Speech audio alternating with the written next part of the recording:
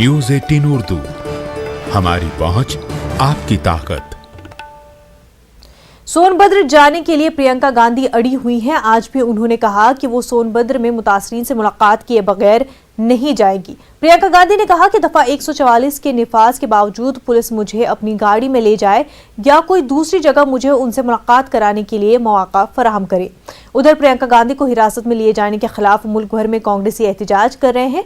सोनभद्र और आसपास के इलाकों में दफा 144 नाफिज है। इंतजामिया का कहना है कि प्रियंका को 50,000 रुपए के मुचलके पर जमानत दी जा सकती है, वरना प्रियंका को 14 दिनों के लिए जेल जाना पड़ेगा। प्रियंका गांधी पर माहौल खराब करने और नज़्म-ओ-नस्क़ की खिलाफ वर्जी का इल्जाम है।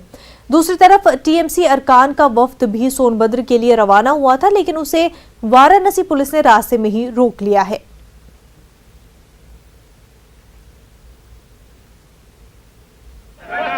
हमारे साथ पूर्वी उत्तर प्रदेश की महासचिव प्रियंका गांधी हैं। प्रियंका जी, स्थिति का हल क्या निकलता हुआ दिखाई दे रहा है? आपकी तरफ से क्या कहा जा रहा है प्रशासन से? मेरी तरफ से एकदम स्पष्ट है।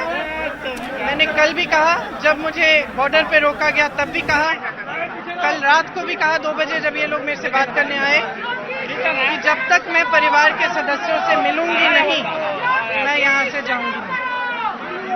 बाकी उन पर निर्भर है, वो जो भी करना चाहेंगे। एक आपने सोशल मीडिया पे तस्वीर देखी होगी, रुद्राक्ष की माला आपने पहनी है, साड़ी और बाल। लोग आपकी तुलना ये उज्जैन के मंदिर में पंडित जी ने मुझे दिया, उन्होंने कहा उतारो मत, तो तब से नहीं उतारा। आपकी तुलना इंदिरा गांधी से हो रही, किस तरह से बेलची वो गई थी हाथी पर बैठ के और प्रियंका गांधी यहाँ बैठी हुई है।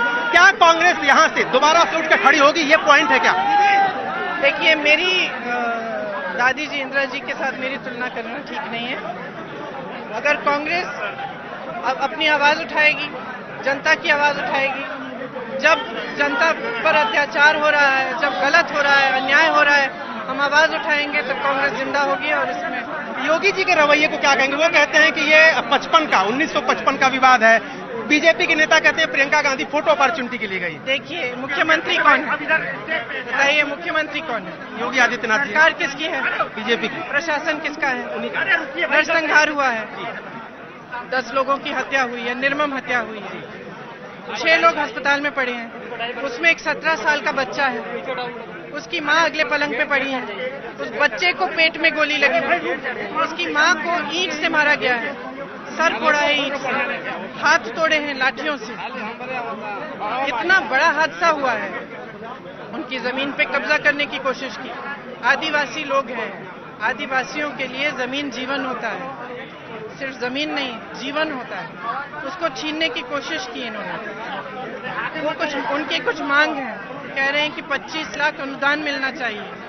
वो कह रहे हैं कि उनको अधिकार, जिन्होंने जोता है उस जमीन को, पुश्तों से जोता है, उस जमीन पर उनका अधिकार मिलना चाहिए। योगी जी की सरकार, भाजपा की सरकार इस पूरे हादसे को नकारना चाहती है। जिम्मेदारी किसकी है? प्रदेश की जनता है ना। जनता पर अत्याचार हो रहा है तो जिम्मेदारी किसकी है? अगर मुख्यमंत्री की जिम्मेदारी, जवाहरलाल नेहरू जी तो नहीं है मुख्यमंत्री, मुख्यमंत्री तो योगी जी हैं। तो अगर वो अपनी जिम्मेदारी का भी एहसास नहीं करेंगे तो वो समस्याओं को सुलझाएंगे कैसे? मेरा आखिरी सवाल आपसे, जिस तरह से राहुल गांधी ने ट्वीट किया आपके समर्थन में, रॉबर्ट वाड्रा ने ट्वीट किया, आपकी पार्टी के सारे नेता सड़क पर आने को तैयार हैं पूरे देश में। प्रियंका जी, सिर्फ सोनभद्र की और मिर्जापुर की बात नहीं है, ये इग्नाइटिंग पॉइंट आपकी पार्टी के लिए है, क्योंकि राहुल गांधी के इस्तीफे के बाद बहुत सारी बातें आपकी पार्टी और आपके भविष्य को लेकर हो रही है। राहुल गांधी जी ने ही मुझे कहा कि वहां जाओ और परिवारों से मिलो। उन्होंने ही मुझे कहा, उन्होंने मुझे भेजा है, उनके कहने पे वही मेरे नेता हैं। ये थी प्रियंका गांधी जो कह रही थी कि राहुल गांधी के कहने पर यहाँ आई है और जब तक पीड़ित परिवारों से नहीं मिलेंगी यहाँ से नहीं जाएंगी। कैमरामैन कमल देव के साथ अरुण सिंह, न्यूज 18 इंडिया, चुनाव। मरकजी वजीर मुख्तार अब्बास नकवी ने इस मामले पर क्या कहा है,